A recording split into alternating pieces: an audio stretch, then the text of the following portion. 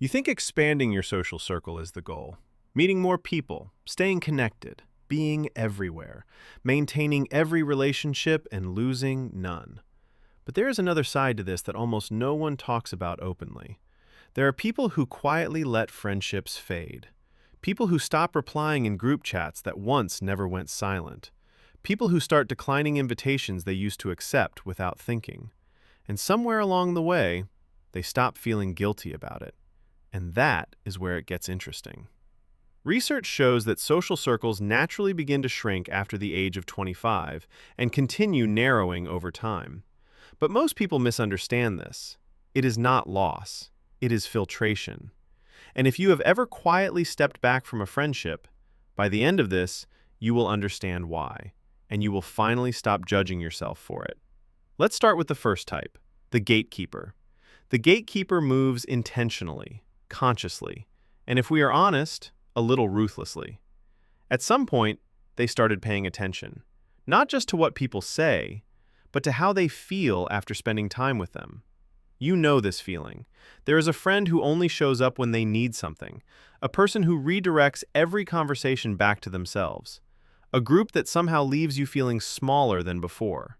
And at some point, the gatekeeper makes a quiet decision. No more. No confrontation, no dramatic goodbye, just a slow, deliberate withdrawal. They stop initiating, they stop investing energy, and they allow those friendships to fade. Psychology explains this as emotional selectivity. As you mature, your brain becomes more precise about what feels meaningful and what does not. The gatekeeper is not cold, not cruel. They simply stop pretending that every relationship deserves equal access to their time and energy. They decide who gets in and who stays. The second type, the watcher. The watcher does not make a decision. They run an experiment. At some point, they stop texting first, just to see what happens. They were always the one initiating, planning, checking in, maintaining, keeping the connection alive. And one day, they step back, quietly, and watch. And what happens next tells them everything. Nothing. No message. No call. No, we should catch up. Just silence. Studies suggest that many friendships do not end with conflict. They end with imbalance. When one person stops carrying the entire weight, the connection simply collapses. The watcher does not end those friendships. They just stop carrying them alone. And what falls apart was never really stable. So here is the uncomfortable question. How many of your current relationships exist only because you are the one maintaining them? The third type, the changed one.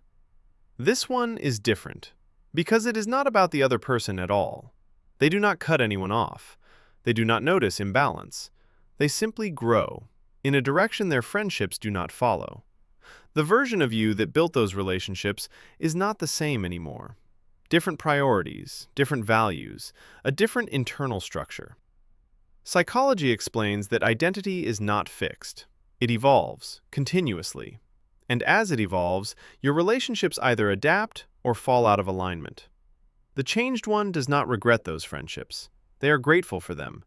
But they are also honest enough to admit something most people avoid. Not everything from your past is meant to come with you into your future. And that is not a failure. That is development. You are not betraying people by changing. You are becoming yourself. The fourth type, the realist. This is where everything becomes simple. This is not about emotion. It is about capacity. Research shows that the human brain can only maintain a limited number of truly close relationships at once, not dozens, a small core.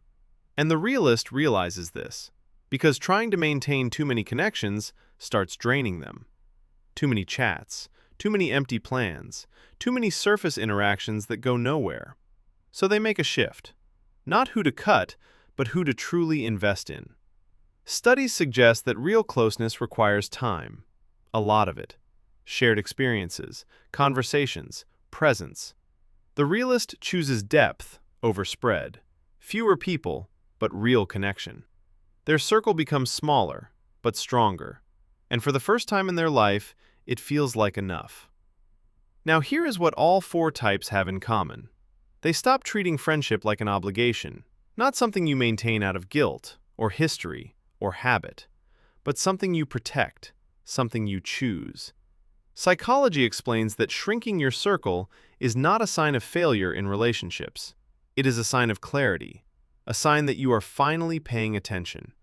A smaller circle is not loneliness, not avoidance, not withdrawal. In most cases, it is maturity. It is the ability to ask yourself real questions. Which relationships are actually mutual? Which give energy? Which drain it? Who is here because they want to be? And who is just used to being there? And here is what nobody says directly. Letting a friendship go is a form of respect. Sometimes distance is more honest than forced connection. When you stay connected only because of the past, you are not helping anyone. You are both holding on to something that has already ended, and both of you feel it. And there is one more thing most people miss. Quality is not just better than quantity. It is biologically different. Research shows that strong, safe relationships directly affect stress levels, sleep, and overall health. A few real connections regulate your system in a way that dozens of shallow ones never will. You can be surrounded by people and still feel alone, and you can have just a few and feel completely understood.